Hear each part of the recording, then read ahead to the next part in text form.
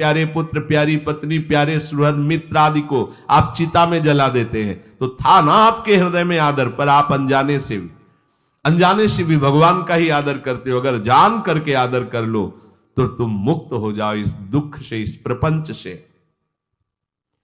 श्री भगवान कहते हैं कि मेरे अज अविनाशी स्वरूप को ये मूढ़ लोग नहीं जानते हैं, केवल वही जान सकता है जो मेरा आश्रय लेकर के मेरे को पुकारता रहता। भजन का मतलब तब पुकारना, भगवत चिंतन करना। वेदाहम शमतीतानि वर्तमानानि चार्जुन भविष्याणि च भूतानि माम तु वेद न कश्चन। हे अर्जुन, जो प्राणी भूतकाल में हो चुके हैं तथा जो वर्तमान में है और जो भविष्य में है, उन सब प्राणियों को मैं जान रहा हूं। जैसे आंवला ऐसे रख लो तो चारों तरफ से देख सकते हो, ऐसे भगवान अनंत ब्रह्मांडों को, जीवों को एक साथ देख रहे हैं। यही भगवान की भगवत्ता है, एक साथ देख रहे हैं। कोई भी जीव ऐसा नहीं है जिसको भगवान का दुलार नहीं मिल रहा हो, कहीं भी हो, अनंत ब्रह्मांड सबके लिए जो आवश्यक हो भेज रहे। कोई भूखा नहीं रह सकता। एक बार वीर शिवाजी समर्थ गुरु श्री रामदास स्वामी जी के पास गए और कहा कि स्वामी जी अकाल पड़ा हुआ है, तो हमने सारा का सारा खजाना खोल दिया और सबको पवाया। तो गुरु बड़े कृपा सिंधु थे, उन्होंने देखा कि इनके हृदय में एक गर्भ का अंकुरण हो रहा है कि मैं भरण पोषण किया सबका अकाल में। तो उन्होंने कहा कि शिवू यह हथौड़ा उठाओ, आओ चलो हमारे साथ। एक बड़ा पत्थर का, इसे तोड़ो। मारा, जेई तोड़ा, हटाया तो नीचे मिट्टी में दबा हुआ स्वस्थ मेढक एक ऐसा, बिल्कुल। बोले इसको किसने दिया? देखो ना कितना स्वस्थ है, पुष्ट है, इसको कौन आहार दे रहा है, इसको कौन प्राण पोषण कर रहा है? बोले भगवान। तो बोले तुम कैसे दाता बन गए? संपत्ति तो सब भगवान की है, भगवान ही सबका, ये अहम मत करो कि तुम पोषण करते हो। नहीं, छोटी सी वृत्ति को भी गुरुदेव बर्दाश्त नहीं करते। जो गुरु शरणागत होता है वो उनकी बात समझता है, अन्यथा वो अपनी मनमानी वृत्ति को ही आदर देता है, गुरु की आज्ञा वृत्ति को नहीं देता। छोटा सा भी अभिमान का कण अपने जनों में गुरुदेव को बर्दाश्त नहीं होगा, क्योंकि यही भगवत प्राप्ति में बाधा बन जाएगा। कितने जीव चराचर जगत में, देखो हमारे भगवान की भगवत्ता, सबको देख रहे हैं, सबको व्यवस्था दे रहे हैं, सब कुछ देख रहे हैं। 3 प्रकार की लीला हो रही, कहीं पालन लीला, कहीं सृजन लीला, कहीं विनाश लीला, उन्हीं के द्वारा हो रही, वही देख रहे हैं, वही कर रहे हैं। अगर ये बात तुम्हारी समझ में आ जाए तो अभी भगवान की शरण हो जाओ, पर अहम के कारण ये बात समझ में नहीं आती। जो भूतकाल में हो चुके हैं, वर्तमान में हैं, जो भविष्य में होंगे, सबका प्रभु वर्तमान की तरह देख रहे हैं, दर्शन कर रहे हैं। परंतु मुझे मेरे भक्त के सिवा कोई नहीं जानता है। भक्त के सिवा कश्यन, कोई भक्त बिरला, वही केवल भगवान को भगवान सबको देख रहे हैं, भगवान की दृष्टि सब पे है। अगर ये बात आपकी समझ में आ जाए तो अभी आनंद आने लगेगा। मैं भगवान की दृष्टि में हूं, बस आज हमें सत्संग से बात मिली कि मैं भगवान की दृष्टि में हूं, मुझे वो देख रहे हैं, बढ़िया बन गया। अब आप पाप कैसे करोगे? क्योंकि भगवान की दृष्टि में भगवान आपको देख रहे हैं। डरो, किसी गवाही की जरूरत नहीं, वो देख रहे हैं। तो आप भय क्यों कर रहे हो? आपको भगवान देख रहे हैं, आपको डरना नहीं। फिर आप कामना क्यों कर रहे हो? भगवान आपको देख रहे हैं, जो चाहिए उस समय से दे देंगे, आप निश्चिंत रहिए। अगर आप अहम करोगे तो दुख भोगोगे, आश्रित रहोगे तो सब अपने आप निर्वाह हो जाएगा। एक आदमी ट्रेन के डिब्बे में बैठे ऐसे ऐसे दौड़ रहा था। एक ने पूछा भाई क्यों दौड़ रहे? बोले अमुक स्टेशन जाना है। तू बैठ जा, गाड़ी चल रही है, ट्रेन चल रही, तू बैठ जा। ऐसे ही त्रिगुणात्मिका माया की ट्रेन चल रही, पूरे विश्व का विश्वंबर भरण पोषण कर रहे हैं, तू तो बैठ जा भगवद आश्रय लेकर के। तू काहे को दौड़ा घूम रहा है? लेकिन ये अहंकार के कारण भटकता रहता है। भूत, वर्तमान और भविष्य काल, ये 3 विशेषण देकर भगवान कह रहे हैं कि मैं सबको देखता रहता हूं, जो हो गए, जो हैं, जो होंगे। भूत के प्राणी, भविष्य के प्राणी अथवा वर्तमान के प्राणी सभी भगवान की दृष्टि में वर्तमान की तरह ही हैं। ये भूत, भविष्य, वर्तमान काल केवल हम लोगों की दृष्टि में भेद है, भगवान की दृष्टि में नहीं। हो चुका, होगा, हो रहा है। भगवान की दृष्टि में सब हो रहा है, पीछे का भी, अब का भी, सब सामने चल रही सीन। हमारे हृदय में विश्वास हो जाए प्रभु हमें देख रहे हैं। अभी तो हमें ये नहीं पता कि हम भजन कर रहे हैं, भगवान पता नहीं जान रहे हैं कि नहीं जान रहे हैं। अभी भक्ति में रंग आ जाए, अगर ये बात समझ में आ जाए कि प्रभु देख रहे हैं हमें। देखो, जब हमारे गुरुजन बैठकर सुनते हैं और जब गाने को अवसर मिलता है तो ज्यादा उत्साह होता है कि बैठे सुन रहे हैं। ऐसे ही अगर हम मान ले कि हमारे प्रभु सुन रहे हैं, हम जो भजन कर रहे हैं हमारे प्रभु देख रहे हैं, जो सेवा कर रहे हैं भगवान हमारे स्वीकार करें, प्रियालाल स्वीकार कर, अभी भक्ति का रंग आ जाए, ये बात हमारे हृदय में बैठ जाए कि मैं हर समय प्रभु की दृष्टि में हूं, हर समय मैं अपने आराध्य देव की दृष्टि में हूं, कितना आनंद आएगा। अंदर से सोचो जरा, हर समय वो हमें देख रहे हैं और वो कह रहे हैं मैं देख रहा हूं। पीछे जो तुम किए वो देख रहे हैं वर्तमान की तरह, अभी जो वो तुम देख रहे हैं, आगे जो करोगे वो भी देख रहे हैं। वो पहले से उनको सब पता है, तुम ऐसे ऐसे चलोगे, ऐसे ऐसे कार्य करोगे। भगवान की दृष्टि में सब कुछ वर्तमान ही रहता है। संपूर्ण प्राणी काल के अंतर्गत है और प्रभु श्री हरि कालातीत है। देश, काल, वस्तु, व्यक्ति, घटना, परिस्थिति ये बदलते रहते हैं, पर प्रभु श्री हरि वैसे के वैसे ही रहते हैं। काल के अंतर्गत प्राणियों का ज्ञान एक सीमित है। अब इस दीवार के पीछे कौन खड़ा है, क्या कर रहा है पता नहीं, पर भगवान की दृष्टि में नहीं। भगवान की दृष्टि में सुमेरु पर्वत पर क्या हो रहा है, जहां किसी की दृष्टि, वहां भी उनको, ब्रह्मलोक में ब्रह्मा क्या कर रहे हैं, बैठे बैठे सब। इसलिए कितने महान ईश्वर हैं। एक छोटी सी भी चींटी को दाना मिला कि नहीं, उनको चिंता है। देखो, आप छोटे से 2-4 लोगों का भार लेकर के चिंतित हो रहे हो, अनंत ब्रह्मांडों के अनंत जीवों का भरण पोषण प्रभु हमारे कर रहे हैं और निश्चिंत है। अचिंत शक्तियां भगवान की, तो आप भी तो उनके बच्चे हो ना। ये सब कहने का मतलब है आप भी तो उन्हीं के अंश हो ना। 2-4 की चिंता में इतने तुम बावरे हो रहे हो, डिप्रेशन में पहुंच रहे हो, 2-4 कामनाओं के पीछे इतने। अनंत ब्रह्मांड तुम्हारा जो अंशी है, अनंत ब्रह्मांडों के अनंत जीवों का अनंत काल से भरण पोषण करता चला आ रहा है। कहीं भी किसी के साथ कुछ भी गलत नहीं हो सकता। जैसे कहते हैं कि क्या गलत हुआ, देखो ना अभी तो बच्चा था, ऐसा ऐसा हो गया, तो तुम्हारी दृष्टि में बच्चा है, पीछे तो बहुत पुराना है ना, जो कर्म करके आया उसका फल। कहीं भी गलत किसी के साथ नहीं होता, ध्यान रखना। जहां कुछ होता है, अभी हमने देखा मानो कि ये तो बहुत गंदा है, तो सीधे जा रहा था, ये आदमियों ने मिलकर इसे पीटा, अभी सीधा चल रहा, पीछा टेढ़ा चल के आया है, और जिनको पीटा है वही आके इसे पीट रहे हैं। अब हम वर्तमान को तो देख रहे हैं ना, पीछे की बात तो देख नहीं रहे ना, और भगवान पीछे की देख रहे हैं कि इसने पीछे बहुत ऐसा गलत किया, उसका हिसाब इसको मिल रहा है, इसलिए चुपचाप देखते रहते हैं। ध्यान रखना, इतना भी गलत नहीं हो सकता इस सृष्टि में।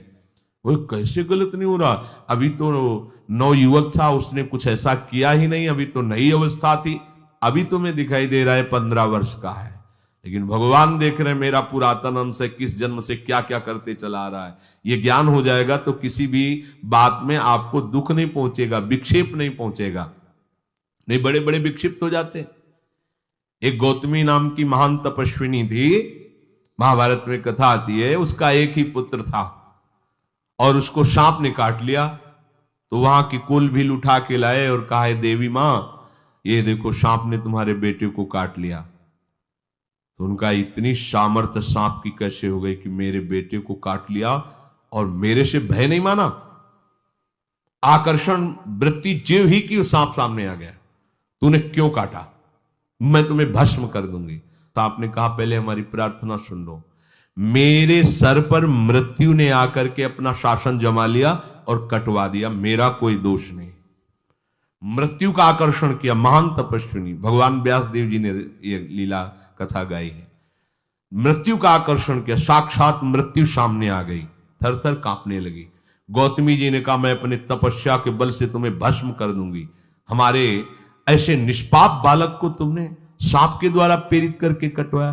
बोले, मेरे ऊपर काल का शासन है, काल ने मुझे प्रेरित किया, मैंने सांप को प्रेरित किया, मेरा कोई दोष नहीं, ये काल का शासन। काल का आवाहन किया, काल उपस्थित हुआ। काल ने कहा कि मेरा इसमें कोई दोष नहीं, इस बालक के पूर्व जन्म के कर्म के द्वारा मैं प्रेरित हूं। इस बालक के कर्म से प्रेरित होकर मैंने मृत्यु को प्रेरणा की, मृत्यु ने सांप को प्रेरणा की और इसने डस लिया। अब आप बताओ किसका दोष है? शांत हो गई, क्योंकि इस बालक के ही तो कौन काहू के सुख दुख कर दाता, निज कृत कर्म भोग सुन भ्राता। कोई किसी के सुख दुख का हेतु नहीं है, अपने कर्म ही है जो हमको दुख सुख देते हैं। और ये भगवान देख रहे हैं। कोई, जैसे आपको अभी मनुष्य शरीर मिला, स्वतंत्रता है, अब आप जो पापाचरण चाहो छूट है कर सकते हो, या जो पुण्य कर्म चाहो कर सकते, या भजन करना चाहो कर सकते हो। ये स्वतंत्रता केवल मनुष्य शरीर को दी गई है। आपको जो पूर्व भोग मिल रहे हैं वो आपके पीछे के कर्मों के हैं। तो जो ज्ञानी जन होते, विवेकी जन होते, आए हुए प्रारब्ध को भोग लेते, नया कोई पाप नहीं करते, निरंतर भजन करते रहते, भगवान की कृपा से मुक्त हो जाते। अगर भगवान की शरण में नहीं होगे, भजन नहीं करोगे, तो आपके ऊपर बहुत से ऋण है, दुर्गति हो जाएगी। ऐसा नहीं है। आप यहां भी तो देखो ना, आपके मकान, आपका व्यापार, सब कुछ आपका कहा जाता है, लेकिन सब कुछ सरकार का है। हर चीज का टैक्स देना पड़ेगा तुम्हें। पानी का भी टैक्स देना पड़ेगा, मकान का भी टैक्स देना पड़ेगा, और तुम भी जो करोगे वो पैसा दो सरकार को। टैक्स तुम ऐसे फ्री थोड़ी जा नहीं होता, देना पड़ता है ना। आप मान लो नौकरी कर रहे हो कि हमारी नौकरी करे, तो उसमें सरकारी टैक्स कटेगा आपका, क्योंकि आप सरकारी आदमी हो, भारत देश के वासी हो। ऐसे ही ये टैक्स लगे हुए सरकारी भी, मातृ ऋण, पितृ ऋण, ऋषि ऋण, ये टैक्स है। ऐसा नहीं कि तुम कमाओ खाओ और इसके बाद मर के जाओ स्वर्ग मिलेगा। टैक्स चुकाओ। ये मनुष्य शरीर मिला, इन ऋणों से मुक्त हो। अगर नहीं हुए तो भी तुम्हें दुर्गति होगी। आप देखो, जब कभी ऐसी सूचना मिलती कि अमुक आदमी का अमुक धन पकड़ा गया, तो इनाम दिया जाता है क्या कि इतना कमा लिया? सजा दी जाती है। तुमने टैक्स की चोरी की, अगर चोरी नहीं की, मेहनत से कमाया या व्यापार से कमाया, दिया नहीं सरकार को, हाँ दिया नहीं, इसीलिए तुम्हें टैक्स की चोरी का दंड मिलेगा, सारा धन अपहृत हो जाएगा, तुम्हारी निंदा होगी, तुम्हें सजा मिलेगी। बोलो मिलती है नहीं? ऐसे ही ये लड़का, बच्चा, पत्नी, पुत्र, परिवार जो भी है, ये सब श्री भगवान का तुम्हें टैक्स देना है। क्या टैक्स देना है? भगवान की शरण होकर उनका सुमिरन करो, सारे ऋणों से वो मुक्त कर देंगे। एकादशी स्कंद में कहा है, मेरा भजन करने वाले का कोई ऋण नहीं रह जाता। और नहीं तो महाभारत में ही प्रसंग आता है, एक जरत्कारु नाम के ब्रह्म ऋषि थे। ऋषि और भक्त में बड़ा अंतर होता है। वो तपस्या प्रधान, जैसे दुर्वासा ऋषि तपस्या प्रधान थे, वो बाल ब्रह्मचारी और तपस्या से युक्त एक दिन भ्रमण कर रहे थे, तो आवाज आई, मेरी रक्षा करो, मेरी रक्षा करो। तो उस आवाज की तरफ बढ़े तो देखा कुएं में उल्टा लटके हुए हैं बहुत से ऋषि, और एक केवल तंतु है, एक केवल तंतु है जिसमें दो चूहे लगे हुए उसको भी काट रहे हैं, एक काला और एक श्वेत। तो उन्होंने देखा और दयालु हो गए कि ऋषियों, मैं तुम्हारी कैसे रक्षा कर सकता हूं? तो उन्होंने कहा कि ये जो दो चूहे हैं रात और दिन हैं, और जो हम लोग हैं ये तुम्हारे पितर हैं। ये चूहे तुम्हारी आयु को काट रहे हैं, एक तंतु हमारे कुल में केवल तुम ही हो, और तुमने तपस्या की ठान ली, ब्याह किया नहीं, गृहस्थ धर्म में गए नहीं, पुत्र हुआ नहीं, तो तपस्या में, भक्ति में एक दम है कि सब ऋणों से मुक्त कर देगी। ये बात ध्यान रखना। तपस्वी अलग है, भक्त अलग। इसलिए पीछे चर्चा आई थी कि तपस्वियों से भी अधिक, ज्ञानियों से भी अधिक, कर्मकांडियों से भी अधिक वो मेरा भक्त योगी होता है। तुमने तो ब्याह किया नहीं, तो अब ये तंतु रात दिन तुम्हारे जीवन को काट रहे, जहां तुम खत्म हुए हम सब नरक में गिर जाएंगे। पितरों ने कहा, तुम पितर ऋण से युक्त हो, मुक्त तभी होगे जब ऐसा करो। वो दृश्य खत्म, अंतर ध्यान हो गया। वो बड़े दुखी हुए कि क्या करें। तो उन्होंने मन में निश्चय किया कि एक ब्याह तो करूंगा पितरों के उद्धार के लिए। इतने बड़े तपस्वी हैं जरत्कारु जी, बड़ी महिमा है, लेकिन बात यहां फंस गई। पितृ, उन्होंने मन में निश्चय किया कि कोई आके अपनी कन्या दे दे और उसका भी नाम जरत्कारु हो। मैं बिल्कुल भरण पोषण नहीं करूंगा और कभी हमसे कोई प्रश्न ना करे, ऐसी अगर कोई कन्या देगा तो मैं स्वीकार कर लूंगा। अब ऐसे ना नगर जाना है ना किसी से बात करनी, तो वृक्षों से कहते अपने पितरों के उद्धार के लिए मैं चाहता हूं कि कोई पाणी ग्रहण संस्कार करा दे, कोई हमारे नाम की कन्या को दे दे, और ऐसा ऐसा व्रत है। ऐसा ही बोल रहे थे, वासुकी नाग उपस्थित हो गए और उनकी बहन का भी नाम जरत्कारु था। उन्होंने कहा, सुनिए महाराज, मैं नागराज वासुकी हूं, सब देव रूप में, कोई ऐसे नहीं सांप वैसे बने, देव रूप, और सुंदर कन्या जरत्कारु। बोले, ये कन्या मैं आपको समर्पित करता हूं, हमारा सौभाग्य होगा आप जैसा महर्षि हमारी बहन का पति बने। इसका भी नाम जरत्कारु है, और आपकी जो इच्छा है कि मैं भरण पोषण नहीं करूंगा तो मेरे पास संपूर्ण वैभव है, आप भी पधारिए, मैं आपका भी भरण पोषण करूंगा, अपनी बहन का भी। तीसरी बात, मेरी बहन इतनी शास्त्र सम्मत आराधना से युक्त है कि वो कभी आपसे प्रश्न ही नहीं करेगी, तो उनका स्वीकार है। प्रसन्न हुए, चले गए। काफी समय तक उनके महल में रहे। एक दिन जरत्कारु अपनी जरत्कारु पत्नी की गोद में सर रख कर ऐसे लेटे हुए थे, सो गए। और शास्त्रज्ञ थी, संध्या का काल था, संध्या काल में निषेध है मैथुन करना, भोजन करना और स्वाध्याय करना, ये सब संध्या काल में बस भगवत स्मरण परायण लोकवत। लेकिन हमारे यहाँ महारानी जी की संध्या आरती और संध्या भोग लगने के बाद ये इसीलिए वृंदावन धाम इसका कहीं भी ये वेदान्न संन्यस्त, वेदों से भी ऊपर उठी हुई रसमयी रसोपासना है, प्रियालाल की महल है। ये जगत सिद्धांत नहीं है, ये जगदीश का भी सिद्धांत नहीं है, ये प्रेम सिद्धांत है। वृंदावन नित्य विहार रस है, इसलिए इसको बीच में बता देते हैं, कहेंगे दूसरे को तो, और यहां शाम के तो भोग ही लगता है, गान बजान होता है, बकाया सिद्धांत है। आंख मूंद करके या तो गायत्री जप या जो गुरु मंत्र चुपचाप शांत भाव से जपे, ऐसा। अब वो इस चिंता में थे कि मेरे पति का धर्म जा रहा है और मैंने आज तक कुछ बोला नहीं अपने पति से, अगर बोलती हूं तो हो सकता है ये नाराज हो जाए और छोड़कर चले जाए। अगर मुझे छोड़ देते हैं और इनका धर्म बचता है तो ये ठीक बात रहेगी। कितनी विवेकवान है। अगर ये सोते रह गए और सूर्य अस्ताचल को चले गए तो इनका धर्म लोप हो जाएगा, ये मैं होने नहीं दूंगी, अपने पति का धर्म लोप नहीं होने। और वो उस समय भी केवल एक लंगोटी लगा के रहते थे, अस्थिमात्र हो रहे शरीर, वहां भी ऐसा नहीं कि दूल्हा बन करके सज, नहीं, वैसे ही केवल पितरों की तृप्ति के लिए उन्होंने बात स्वीकार की थी। उन्होंने कहा, महाराज उठिए, संध्या का समय है, शास्त्र निषेध करता है इस समय सोना नहीं चाहिए, नहीं आपके धर्म का लोप हो जाएगा। महाराज उठिए, सूर्य अस्ताचल को बस पहुंचने ही वाले हैं, उठिए।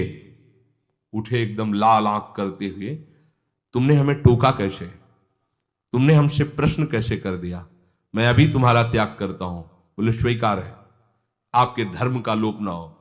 कहीं सूर्य अस्ताचल को चले गए, आपने अर्घ नहीं दिया तो जीवन भर की आपकी उपासना में कलंक लग जाएगा कि आपने संध्या काल में शयन करते हुए सूर्य आराधना नहीं की, आपके धर्म का लोप हो जाए। बड़ा सूक्ष्म धर्म का विषय।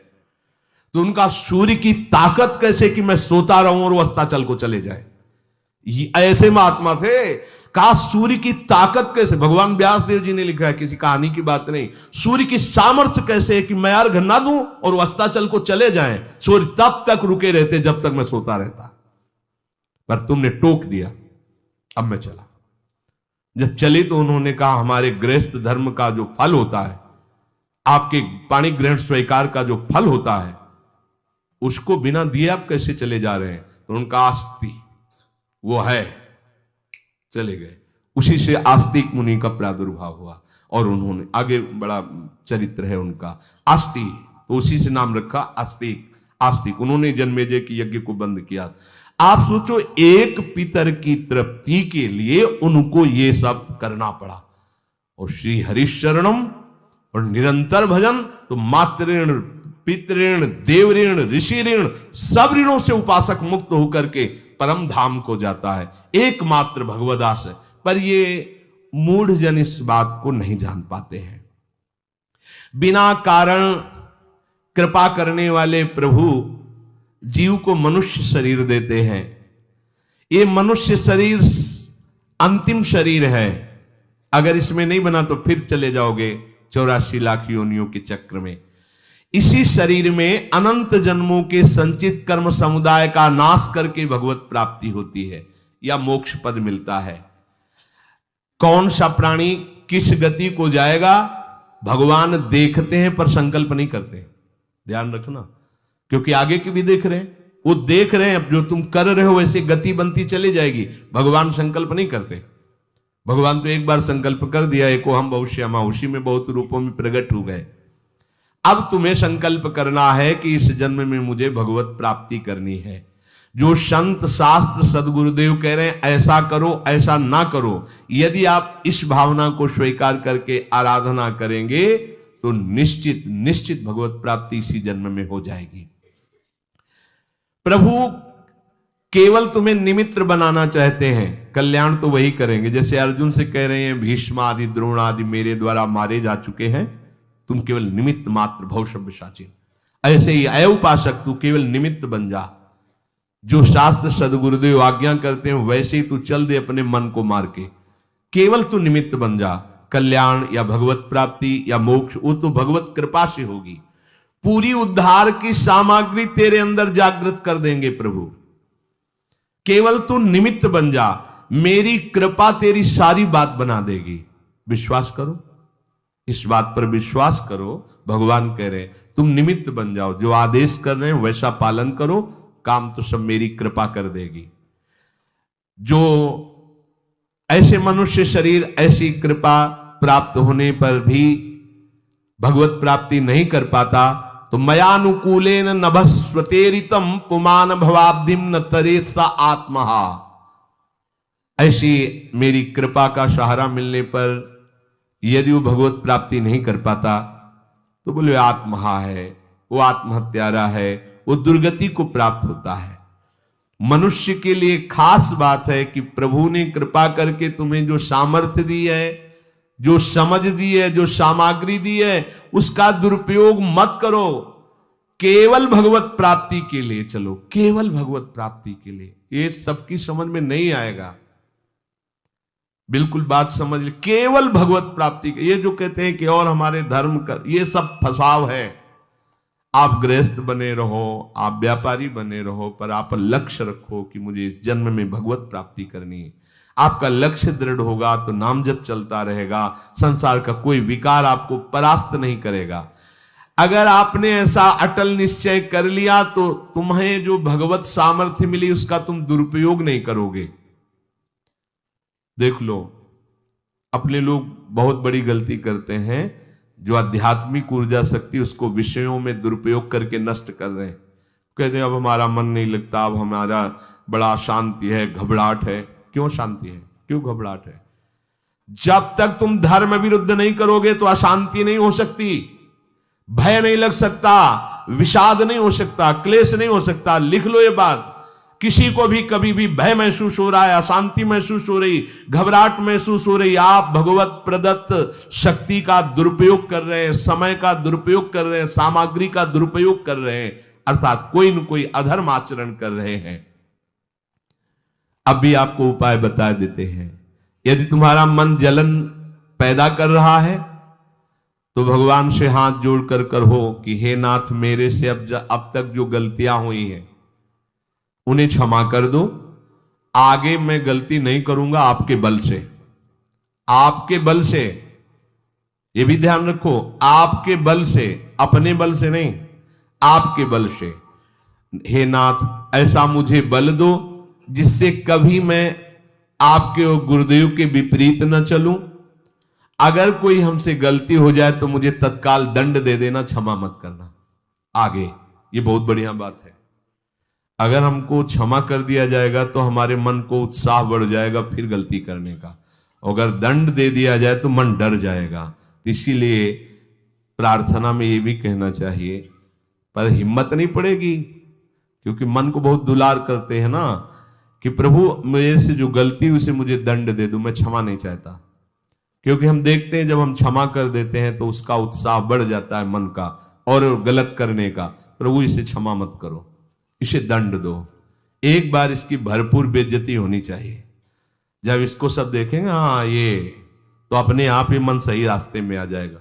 प्रभु आप क्षमा कर देते और बात गुप्त रहती है तो इसको बढ़ावा और मिल जाता है और पापाचरण कर, क्योंकि ये दुष्ट है ना। अगर साधु हो तो बचत हो जाए कि देखो प्रभु ने इस गलती को छुपा दिया और कोई जाना भी नहीं और क्षमा भी कर दिया, अब मैं आगे से बिल्कुल नहीं करूंगा। ये दुष्ट है ना, ये ऐसा नहीं करता। क्षमा हो गई तो उसको लगता है आगे भी क्षमा हो जाएगी, चुपचाप चलो मनोरंजन करते हैं। नहीं प्रभु मुझे दंड दीजिए, जैसे कुंती जी कहती है मुझे विपत्ति दीजिए, ऐसे उत्तम भक्त वही है। हे नाथ, आज तक जो गलतियां हुई क्षमा कीजिए, आगे गलतियां नहीं होंगी, ये मैं आपके बल से कह रहा हूं। प्रभु यदि मेरे से चूक हो जाए तो आप क्षमा मत करना, मुझे दंड देना, जिससे मेरा सुधार हो जाए, मैं आपके अनुकूल चलने लगूं। मनुष्य की असमर्थ दो तरह से होती है। एक असमर्थ कि वो कर ही नहीं सकता, जैसे किसी से कहा जाए कि तुम ये मकान उठा करके वहां रख दो, तो कर ही नहीं सकता। ऐसी सामर्थ्य जो आप में करने के लिए भगवान कभी आदेश ही नहीं देंगे, ध्यान रखना। एक बात ध्यान दीजिए, कोई भी ऐसी भगवद आज्ञा या गुरु आज्ञा नहीं होती जो आप नहीं कर सकते। आप जो कर सकते हैं वही आज्ञा होती है। समय भी है, पर पता नहीं कोई अंदर से करने नहीं देता। भजन करना चाहता हूं, ब्रह्मचर्य से रहना चाहता हूं, और अनुकूल कृपा भी है, सत्संग मिल रहा है, धाम वास सब, पर कोई हमारे ऊपर सवार हो जाता है और हमसे ऐसा करवा लेता है। यह है प्रमाद, यह है मूढ़ता, यह साधक को नष्ट कर देती है। दो प्रकार की असमर्थता की बात हुई। एक ये कि भाई हम असमर्थ हैं, कहा गया कि इस मकान को वहां उठा के रख दो, नहीं रख सकते, तो ऐसा आदेश ही भगवान और गुरुदेव का होता नहीं होगा। अगर आदेश हो गया है तो आप उठा के देख लेना, आप उठा लोगे। अगर आपको यह ध्यान रहा कि गुरुदेव की आज्ञा है, हरि की आज्ञा है, हो जाएगा। हम कई बार आपको कहा है, अंगद को ऐसे मसल दें, ऐसे वीर थे रावण की सभा में, पर राम प्रताप सुमिरपन रोपा। इस सभा में कोई बड़ा वीर हो, मेरा पैर उठा दे, राम जी सीता जी हार जाएंगे, वापस चले जाएंगे। ये बात थर्रा देने वाली बात है। घबरा आराध्य देव और माता जानकी दोनों को दांव में लगा दिया, उठा दे कोई पैर, पर उनको भरोसा था कि मैं राम के बल पे कह रहा हूं। राम बल आकर के विराजमान हो गया, कोई नहीं उठा पाया। आखिरी में रावण झुका, मेरे झुकने से, मेरे सामने झुकने से तेरी बात नहीं, तो जो बार बार जिनको मनुष्य कह रहा है उनके चरणों में जा, मैं उनका एक तुच्छ दास हूं। यदि आदेश हो जाए तो घूंसा से सबको मार करके तेरी पत्नियों को बंदी बनाकर और तुझे अभी राम जी के सामने डाल दूं। ये अंगद नहीं बोल रहे थे, ये राम प्रताप बोल रहा था। ऐसे ही यदि आपको आदेश कोई शास्त्र का या गुरु का है तो आप अक्षरशः समझ लीजिए उसमें उनका बल भी है, पर हम लोग उस बल का तिरस्कार कर देते हैं। थोड़ी सी मन की डालकर उसको हल्का किया तो वो बल वापस हो गया। सीधे जो बात मानी जाती है उसमें उनकी कृपा शक्ति होती है, और जो अपनी मन की लगा की जाती है वो साधन होता है। कृपा शक्ति और साधन में अंतर होता है। तो जो हम कर सकते हैं, आदेश है, हम करना भी चाहते हैं और नहीं करते हैं, इसका हमारे अंदर प्रमाद का राज्य है। प्रमाद, लोग कहते हैं कि पता नहीं कोई हमारे दिमाग में आके कर जाता है, हाँ भूत आता है भूत। अब ऐसे लोगों को बावरा कहते हैं। अब इनको ऐसी जगह पहुंच जाए जहां सही निर्णय नहीं होता, और ये कर देना वो कर देंगे। उनको लगता है कोई है, बोले है ऊपरी चक्कर है, अल्ले ऊपरी चक्कर हो, घूम रहे हो पागल बने, ऊपरी चक्कर कुछ नहीं, ऊपरी चक्कर नहीं, भीतरी चक्कर है। ये भीतर का तुम्हारा वासनात्मक प्रपंच ही तुम्हें नचा रहा है। विवेक का जागरण करो। किसी की अरे प्यारे तुम हरि के अंश हो। स्मशान में रात्रियां व्यतीत हुई, स्मशान में गंगा के किनारे भूतों के बीच में, कोई भी नहीं, कुछ नहीं, सीम की चाप सके को तासु बड़ रखवार रमापति जासु। अकेले, न युवक अवस्था, कोई साथ देने वाला नहीं, अंधेरा, कोई टार्च नहीं, कोई व्यवस्था नहीं, हर समय एक अपार आनंद, भगवदा आनंद। कोई भय छू सकता है? हर समय हरि की दृष्टि में आप रहते हैं। आप भी ये प्रमाद मत कीजिए, ये प्रमाद है और कुछ नहीं है जो आप आचरण विरुद्ध कर देते हैं। अब क्या होता है, वो समझ पाता नहीं, उसके पीछे कर्म परंपरा लग जाती है, फिर वो हार जाता है कि मेरे से भजन वजन नहीं होने वाला, संयम से नहीं चलने वाला। अब वो योनि पर योनि प्राप्त करता चला जाए, ये योनि यो योनि। भगवान के स्वभाव को समझो और उनके आश्रित हो जाओ। कोटि विप्र बदल आ गए जाहू, आए शरण तजो नहीं ताहू। जो नर होए चराचर द्रोही, आवे सभय शरण तक मोही। तज छल कपट मोह मद माना, करूं शब्द ते साधु समाना। एक बार जीवन को प्रभु के चरणों में अर्पित कर दो, बस प्रभु सब संभाल लेंगे अपने बल से। अपने बल से संभालने का तात्पर्य है आप उनकी आज्ञा पालन का प्रयत्न करो। प्रयत्न की सफलता प्रभु के द्वारा होती है। जब हम प्रयास करते हैं ना, तो प्रभु हमें आगे से आगे रास्ता देते चले जाते हैं। और ये जन्म भगवत प्राप्ति होनी ही चाहिए। प्रभु से मिलने के सिवा और कहीं सौदा न कर लेना, क्योंकि आपके पास धन है। ठग लोग आएंगे आपको ठगने के लिए, ये भोग भोग लो, ये भोग भोग लो। कैसे बताएं, यदि तुम भगवत आश्रित हृदय से हो जाओ तो स्वप्न में भी तुम्हें डिगने नहीं देंगे। एक बार किसी उपासक ने अपना अनुभव बताया कि स्वप्न में उसके सामने कई भोग सामग्रियां से भरा हुआ मकान, सब व्यवस्था, वो एक बहुत सुंदर तरुणी, बस हमने आपको पसंद कर लिया। ये स्वप्न की बात, हमने आपको पसंद कर लिया, हम जिसकी खोज में थे वो आप हमें मिल गई, बस अब तो हमारे जीवन धन आप ही हो। वो सुनने लगा, मतलब उसको अच्छा लगने लगा ये बात सुनने में। इतने में ही एक देवी प्रकट हुई, इतना सुंदर रूप कि करुणा बरस रही थी उस रूप से, और स्पष्ट कहती, ये छल है, ये कपट है, झुकना मत, देखना मत, इसकी सुनना मत। यदि सुन लिया और इसके प्रलोभन में झुक गए और इसको देख लिया तो तुम चले जाओगे, तुम्हारा मन। आंख खुल गई, बड़ा आनंद हुआ उस उपासक को कि स्वप्न में भी आश्रयदाता उसको डिगने नहीं देते। स्वप्न में भी, ये बात समझ लो, स्वप्न में भी भय आने नहीं, स्वप्न ही था। हो सकता था स्वीकृति उस उपासक के हृदय की हो जाती, लेकिन जगने पर हाहाकार मच जाता कि कैसे स्वीकृति हो गई। पर देखो, जिसका आश्रय लिए वो उससे सुंदर रूप लेकर खड़ा हो गया और समझा रहा है, छल है, कपट है, झुकना मत, देखना मत। आप तो केवल आश्रित होके तो देखिए, जागते हुए, सोते हुए, स्वप्न में, ये तुम्हारी अवस्थाएं, प्रभु की नहीं है। वो तुम उन्हीं की गोद में जग रहे हो, उन्हीं की गोद में सो रहे हो, उन्हीं की गोद में शयन कर रहे हो। एकमात्र प्रभु का आश्रय लेकर निरंतर भजन करते हुए इस जन्म में केवल भगवत प्राप्ति, अन्य सौदे में हमें फंसना नहीं है।